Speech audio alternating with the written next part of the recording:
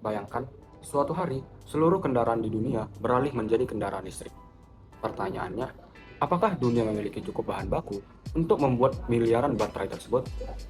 Jawabannya bergantung pada ketersediaan mineral kritis seperti nikel, kobalt, litium, dan logam tanah jarang.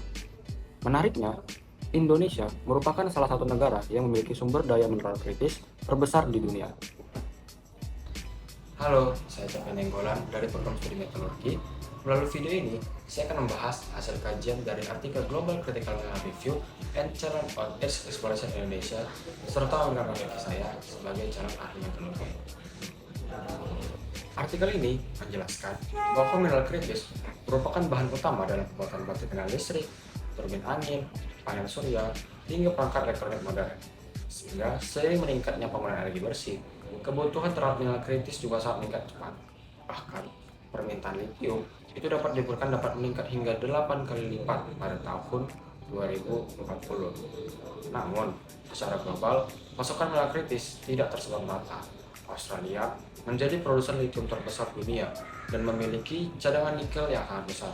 Sedangkan Afrika itu memiliki sekitar 30% cadangan mineral kritis dunia dan menjadi pemasok utama kobalt. Sementara itu di Tiongkok, itu mendominasi proses pengolahan dan pemurnian dari berbagai mineral kritis sehingga memiliki pengaruh yang sangat besar terhadap rantai pasok global. Sedangkan di Indonesia sendiri, itu berada pada posisi yang sangat strategis karena memiliki cadangan nikel, kobalt, tembaga, bauksit, timah, serta potensi logam tanah jarang yang besar. Bahkan, Indonesia menjadi salah satu pemain utama dalam rantai pasok baterai kendaraan listrik di dunia. Menurut saya, tantangan terbesar Indonesia bukan terletak pada jumlah sumber daya mineralnya, tetapi pada proses eksplorasi dan pengolahannya. Dari sisi geologi, Indonesia berada di kawasan Ring of Fire yang diapit oleh 3 lempeng besar dunia.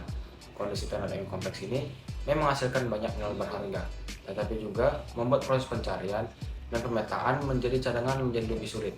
Selain itu, eksplorasi mineral kritis itu membutuhkan teknologi laboratorium yang maju seperti ICPOS, ICPNS, XRD, SEM, dan berbagai metode karakterisasi lainnya.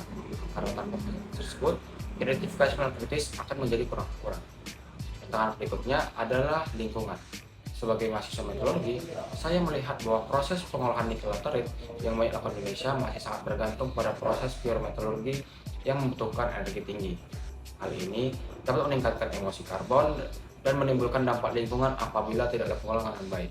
Selain itu, sinkronisasi kebijakan antara hilirisasi, investasi, dan perlindungan lingkungan juga menjadi pekerjaan rumah yang besar bagi Indonesia. Sebagai calon ahli metalurgi, saya melihat bahwa peran generasi muda bukan hanya menambang dan mengolah mineral. Tugas kami adalah menciptakan teknologi pengolahan yang tenang, lebih efisien, lebih ramah lingkungan, dan mengurangi ketergantungan Indonesia terhadap teknologi-teknologi asing. Saya ingin berkontribusi dalam pengembangan proses ekstraksi dan pemurnian mineral yang lebih berkelanjutan, meningkatkan efisiensi energi, serta mendukung penelitian mineral kritis di Indonesia.